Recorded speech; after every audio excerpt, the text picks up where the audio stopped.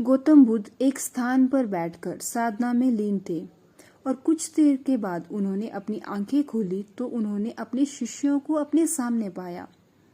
सभी शिष्य गौतम बुद्ध से कुछ जानने के लिए आतुर थे।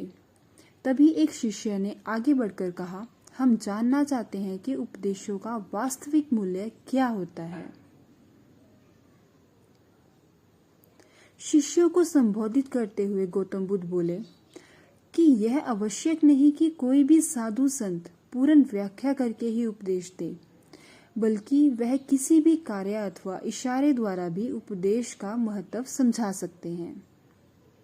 और इसी विषय में मैं तुम्हें एक कहानी सुनाता हूँ, ध्यान से सुनो।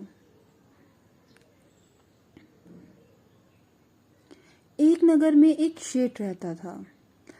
उसके पास अपार धन संपदा थी और उसका व्यापार दूर दूर तक फैला हुआ था। एक दिन एक साधु उसके दरवाजे पर भिक्षा मांगने आया। तभी शेठ ने उसको भिक्षा दी और वह साधु जाने लगा तो शेठ ने उसके रोककर कहा, महाराज, मुझे कुछ उपदेश तो दे देते। साधु ने शेठ की तरफ देखा और बोला, हफ्ते भर बाद जब वापस आऊंगा तब उपदेश दूंगा।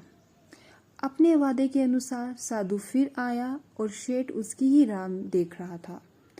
शेठ ने उसे देने के लिए तरह तरह के पकवान तैयार कर रखे थे। साधु ने उसके आगे अपना कमंडल कर दिया, लेकिन शेठ जैसे ही कुछ पकवान डालने लगा तभी उसका हाथ वहीं के वहीं रुक गया। शेठ बोला, महाराज, इसमें तो कूड़ा है। तो साधु ने प्रश्न भरी निगाह से उसकी तरफ देखा। तभी शेठ ने कहा, इसे साफ कर दीजिए। साधु ने उसे साफ कर दिया। शेठ ने उसमें खाने की चीजें डाल दी। जब भिक्षा लेकर साधु जाने लगा तब शेठ ने कहा, महाराज, आप तो जा रहे हैं और क्या आप भूल गए? क्या आज आपने मुझे उपदेश देने का वचन दिया था? साधु बोला, क्या तुम्हें उपदेश नहीं मिला? तो सुनो, मेरे कमंडल में कूड़ा था, तब तुमने उसमें खाने की चीजें नहीं डाली, बल्कि तुमने उसे साफ करवा लिया। इसी तरह तुम्हारे अंदर काम, क्रोध, लोभ और मोह आदि ना जाने कितनी बुराइयां भरी हैं।